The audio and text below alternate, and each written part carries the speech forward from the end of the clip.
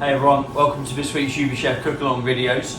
So I'm going to take you through as usual each of the dishes and present them up. Fantastic menu on this week. We've got, well, one of the things, lovely Venison Wellington, so lovely salad venison, nice mushroom duck salad around it. Then we're serving that with a cavolo pomme puree and a sauce grommeneur, which has got some chocolate in there, red currant jelly, really lovely sauce. One of the starters as well, we've got the risotto of local pheasant. The sauce is made from loads and loads of legs of roasted pheasant, so seriously powerful stock, the most important thing in the risotto. That's going with some salt baked swede, Madeira jelly. So I'll take you through all of the dishes now and show you how I present them up. Obviously, of course, it's up to you how you present them. The most important thing is enjoy it, have a great time. But let's get cooking and we'll show you the dishes. So for our first starter, not actually that much work to do in terms of placing it up. What we've done, we've sent you this lovely smoked salmon mousse. So just undo your mousse, make sure you take it out about 10 minutes or so before you're going to eat it, just so it warms up and you get that full flavour benefit from it. So I'll set you lovely smoked salmon mousse just in the bottom, nice thin layer. And then we've got lemon and dill jelly, salmon on top, citrus cured salmon on top of that, a little bit of herring roe, fresh dill. And then to serve with, we've got some little crispy baguette croûtes and a little citrusy and dill dressing. So what you want to do, quite simply, give your dressing a really good stir. This is just to provide a little dressing for the top, a little extra bit of zing. So take a little bit of that and just dress it over. Try not to dress it over the actual fresh dill in there, otherwise that will cause it to wilt straight away. So a tiny bit of dressing. And you'll appreciate this when you dig down to that mousse, which is ultra rich, lovely and smooth. That dressing just brings that welcome bit of acidity. And then what I'm going to do, I'm going to place it on a plate like so. And I'm just going to get my croûtes. You can stick it in it just at the side, you can put it on the edge, completely up to you.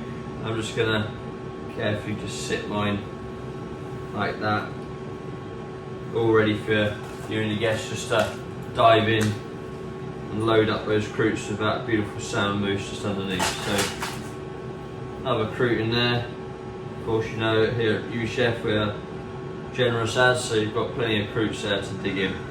So that's your first starter, lovely smoked salmon mousse, herring roe, citrus cured salmon and a little lemon and dill dressing.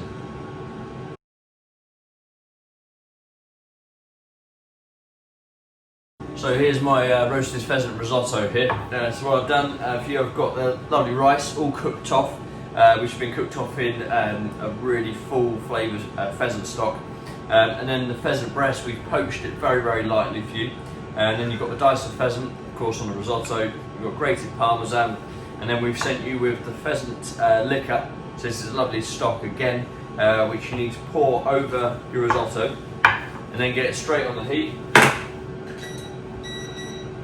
And what we're going to do, make sure you've got a nice spatula to give it a good stir. We're going to bring that up to a simmer and then we're going to stir it, keep on stirring it around, and that will help it get more and more creamy. There's no butter, there's no cream in this, it's just purely from the starch of the rice. But it's going to go lovely and creamy. So keep stirring that, you want that to be in for about 4 minutes or so. Your little salt baked swede cubes here, get them in the oven. They're only going to take 2 or 3, 4 minutes to heat up, that's it. And then serving it with, we've got this cubes of Madeira jelly and some little sage leaves, just deep fried. So I'm going to bring that to the simmer, it's just coming up now.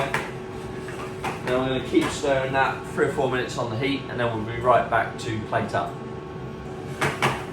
So here we go. That risotto is all good now. It's been on about 3.5 minutes, just finishing off heating up. And then take your bowl, all nice and warm. Just going to get my swede. So there's my salt baked swede. So in your heated bowl, just give that a nice final stir, lovely and creamy. And I'm just going to pour all of that into a bowl and then just use a spatula just to sort of tamper it down so that you get a nice even layer, like so. There we go. And then what we'll do, take our swede, few little cubes of that all over. I love that little like bitterness that you get from the Swede, where you got the really rich risotto and that full-on gamey flavour from the pheasant. So cubes on, then our Madeira jelly, like so. So I'm just gonna scatter that all over. Lovely little chunks of the golden jelly. And you can smell it straight away as it starts to warm up on the risotto. There we go. And then just going to put a couple of sage leaves on. And then if you like, I'm just going to get a tiny bit of nice cold pressed rapeseed oil. And just finish it with a touch on the top. There we go. So there's my risotto of pheasant, bang on season. Hope you enjoy it.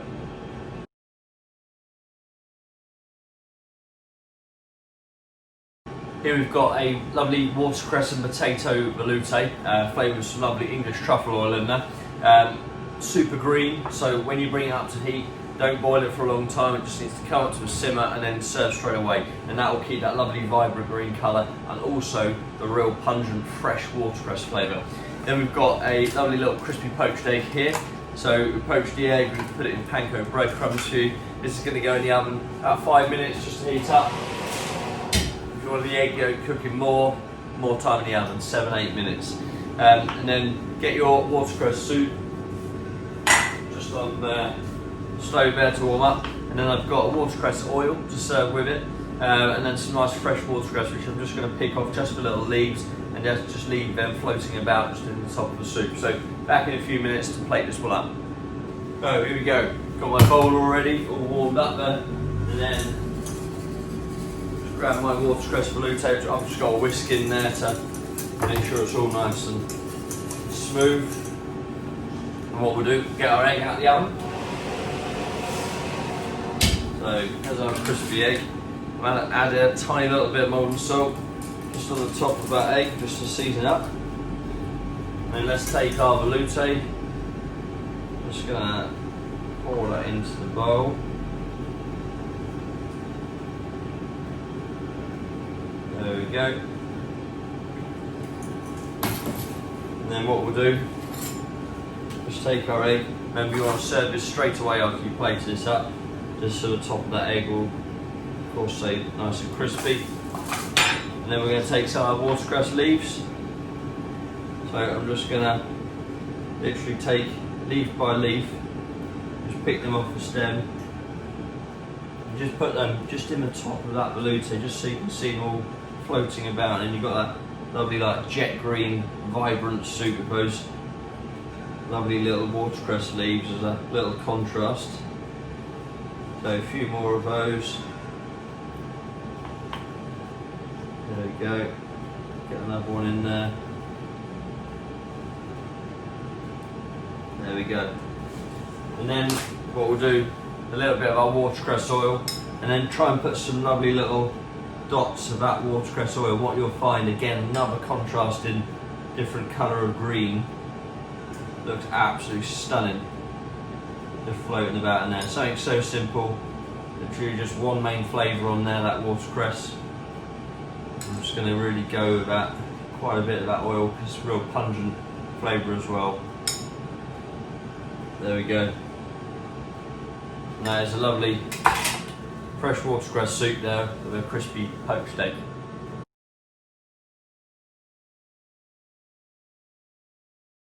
So here's a main course for you of grilled fillet of sea bream. On here I've got a lovely Parmesan crust, so aged Parmesan, breadcrumbs, butter.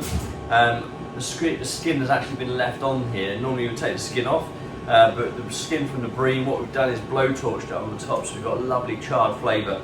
And it gives the fish such a beautiful flavour. So that's just underneath. This is going to go under the grill just until it's nice and golden brown on the top. Then I'm going to finish it in the oven for about 3 to 4 minutes. So that's going under there. Keep a close eye on that one. And then let me explain the garnish. We've got a fricassee here. So in the bottom, I've got my fricassee sauce. So what you want to do, put the whole lot in the pan to heat up together. Fricassee sauce just been made, some lovely fish stock, plenty of white wine of course. It's got garlic, shallots reduced down with cream, and then we've got sprout tops, shaved sort of Brussels sprouts, very very thinly sliced, and then also some chestnuts, roasted chestnuts in here. So this is all going to go on the heat, fricassee, and you're going to heat that all up in the sauce. And then last second, once our bream is almost cooked, we've got this lovely vinaigrette of clams here, so shallots, mustard, again some of the juice from the clams which we've cooked them in. This is just going to get warmed up last second, baste those clams really well, and then that's going to be the garnish around. So I'm just going to put this ready to go. My bream is almost there with that first colour, so be careful at this stage because it will colour very very quickly. So turn that around, out we come, and then we've got that lovely little golden crust already on our bream. That's going to go in the oven now. Set the timer, 3 minutes on there. Now we'll be back shortly to plate this one up. So almost ready to plate the bream up now. I've got my warmed plate all ready to go, and let's bring over our fricassee. So make sure you've got that spatula and keep giving it a good stir when it's on the stove. Still lovely and green in there, it's just been brought to the simmer, that's it. My vinaigrette of clams. And then our fish is so thin that it doesn't take long in the oven at all. So 4 minutes, absolute maximum, all good.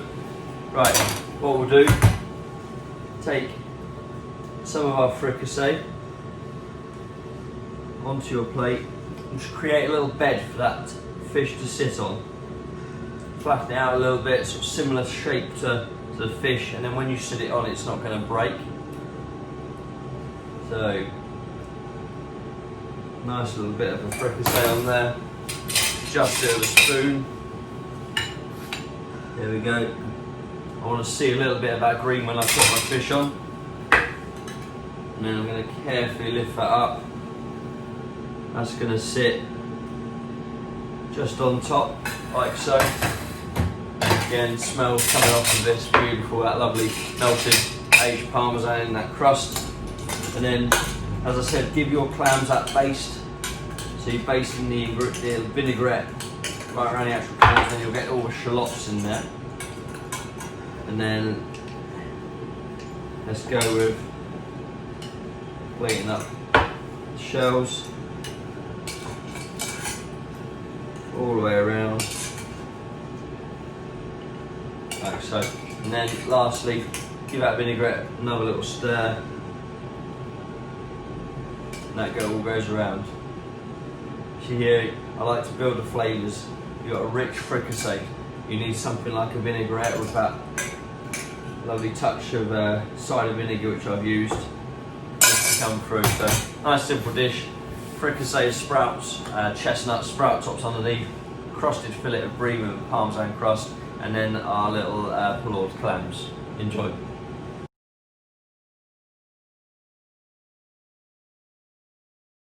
This is a lovely main course of Venison Wellington here. So we've got salad of venison going through the middle, then it's wrapped in a duck cell of local mushrooms here from the Isle of Wight, then a herb pancake, and then of course a puff pastry with some nice picked thyme on the top. I'm going to add a little bit of molten salt to mine just before it goes in, and then 25 to 30 minutes in the oven, or until it's lovely and golden brown around the outside. Most important thing is rest it for 3 to 4 minutes before you serve it up. We're going to serve that with a Cavolo Nero pomme puree. So if you've got this lovely bright green pomme puree, just that's with Cavolo Nero leaves which we blanched down, blitzed up very very fine, and added it to the mashed potato. So that's going to go on the heat now, and I'm going to start stirring that, just gently warming it up. And then when our Wellington's got about 6 or so minutes left on, we're going to put our roasted shallot in there. So it's in the skin at the moment, but I left it like that because it helps keep the shape. When you serve it, what you're going to do is just peel that layers back of the skin, and you'll end up with a lovely juicy caramelised shallot in the centre. So that's going to go in the oven for about 6 minutes.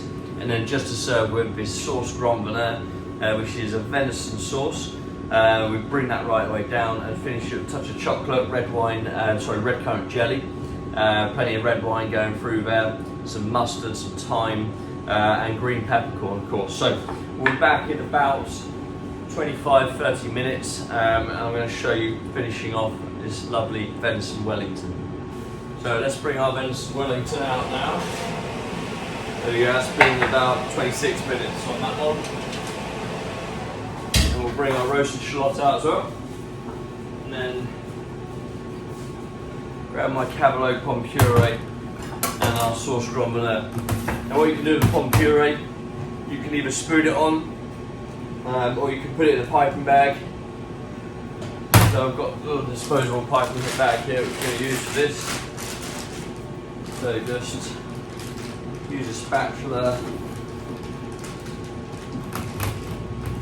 get all that in there. You can also make the bag with a piece of greaseproof paper if you prefer.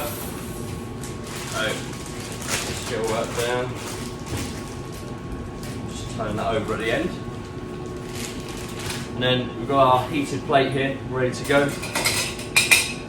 So get your spatula, just lift that Wellington onto your board, and then also just go under it and just take it off the paper that you've baked it on. Then we've got our shallot. So I'll show you this, as I said, taking off a layer of skin outside. So just get the spoon in there, work that around, pull that off to the end where the root is, and then just cut it off. And then you take off the root with it. Touch of seasoning just on the shallot, like so. And then what we'll do is take a nice sharp knife. I'm just going to cut the ends off the Wellington. Again, you don't have to do this if you prefer not, you can just serve it whole. So cut through. And then I'm going to slice mine in half.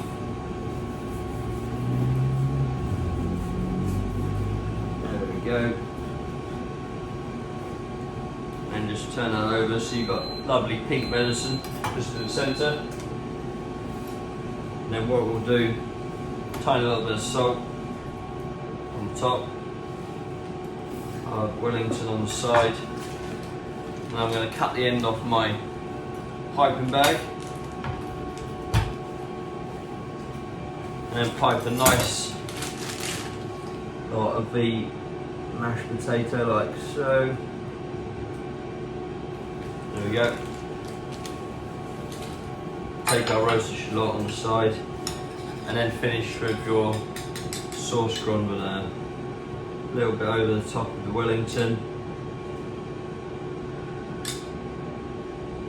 and a nice bit around. And obviously serve the sauce at the table as well, so the guests can have as much as they like. There you got Venison Wellington, cavolo nero pomme puree, and a roasted shallot.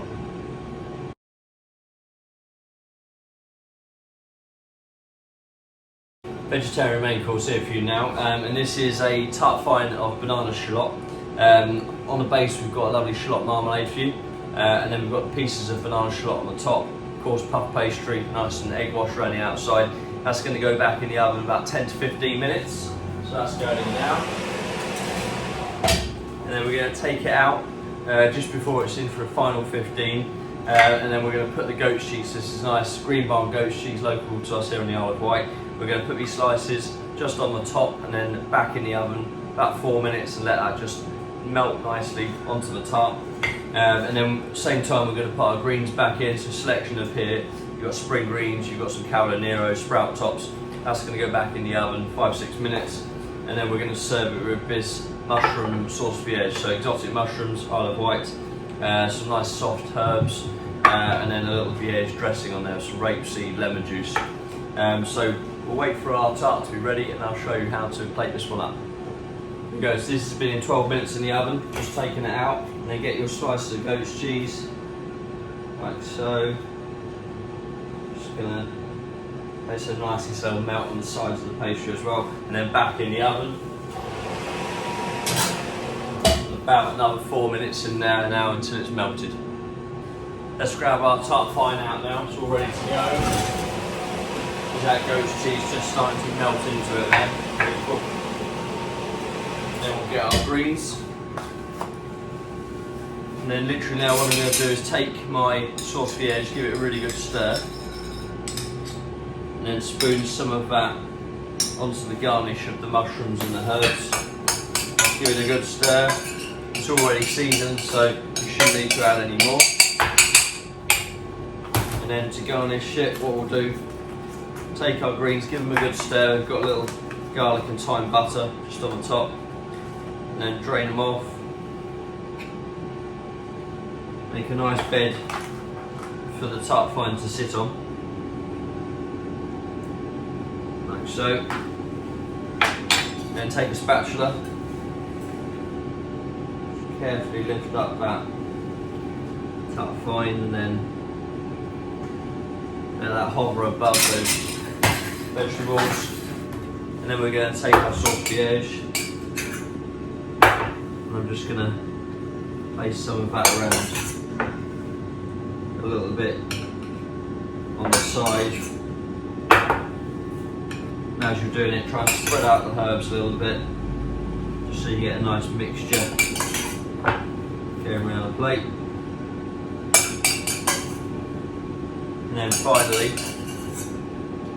a little bit of the actual dressing just over the top. Now you've got lovely tart fine, banana shallot, that shallot marmalade underneath, baked goat's cheese and a mushroom sauce for the edge.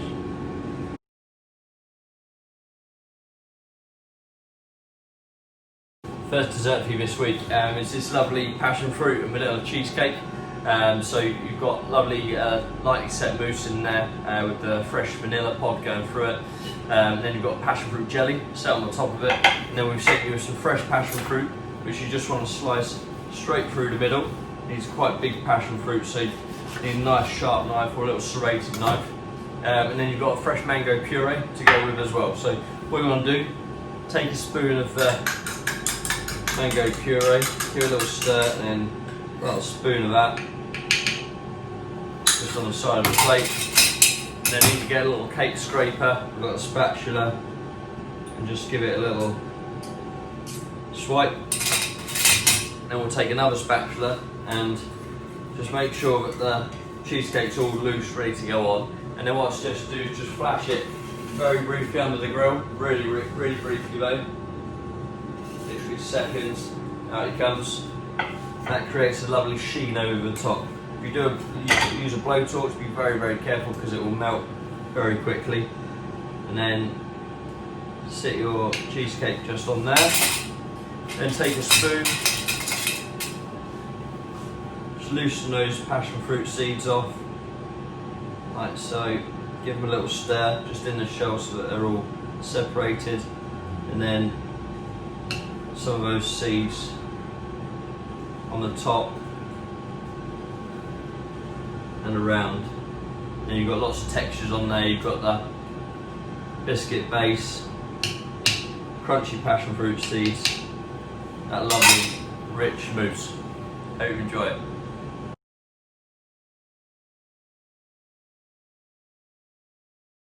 Next dessert for you is this dark chocolate tart. So you've got the sweet pastry base, then we've got a bit of chocolate filling, but it's spiked with chilli in there, so a little bit of chilli just infused with the milk and cream, then we pour it over the chocolate. This is going to go in the oven for about 4 minutes. Serving chocolate tart cold, absolute no-no. It's really stodgy and the chocolate comes over too heavy. If you go put it in the oven, it comes lovely and smooth, and then you really taste the chocolate in there. So that's going in the oven now, up for 4 minutes. And then when it comes out, we're going to be serving it with this lime mascarpone, so just whipped up mascarpone, touch of cream, lime juice, a bit of icing sugar and lime zest. And then we've got a cocoa nib granola in there as well. So watch out, of course there's nuts in here for any nut allergy people. So we're back in a few minutes to plate up this dessert. So chocolate tart's just coming out of the oven now. There we go, and it gets that lovely sheen just where we've heated it up. Then take a spatula, here we go, just into the centre of our plate. Be careful, once it's heated up, the pastry, etc. becomes much more delicate. And then take a spoon just dipped in hot water, just go into your mascarpone like so, give it one turn, and get another spoon, equally dipped in hot water, and then just finish it off. So give it a little turn with your hand just at the bottom to make sure it's loosened, and then onto the top of our tart. And then I'm going to go and get my granola. I just want a little spoon of this around. This is going to offset again that richness of the chocolate. There we go. So lovely little bit of cocoa nib granola, lime mascarpone, dark chocolate tart with some lime zest over the top.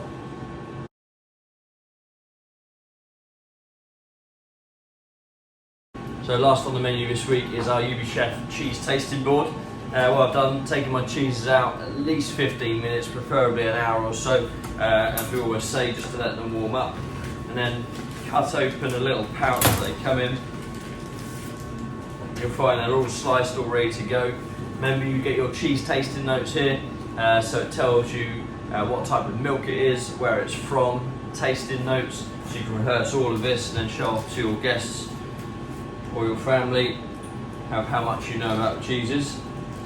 So just take the paper off the top, and then what you want to do, arrange them in order of the tasting notes on the side. So just put them starting here, and then going all the way along,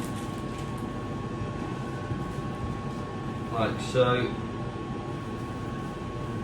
And then we're going to finish just at the end with our little quince paste.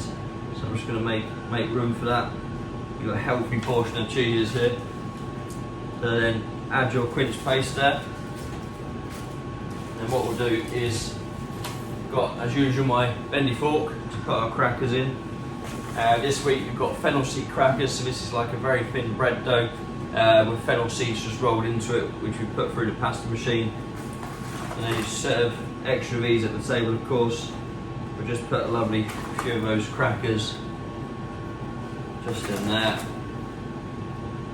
like so, all ready to go. So that's your cheese tasting board, all ready to serve. Hope you enjoy it.